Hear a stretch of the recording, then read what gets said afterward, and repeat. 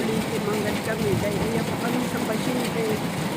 Adik kami sa pagkaroon ng doktor sa hospital.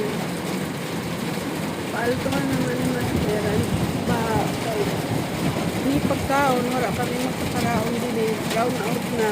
First time daw yun yung nangyari din eh. Ano man, tama na.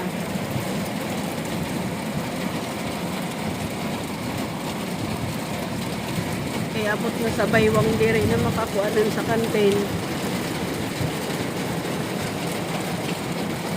May mga pasyente din eh sa Katarman, sa hospital.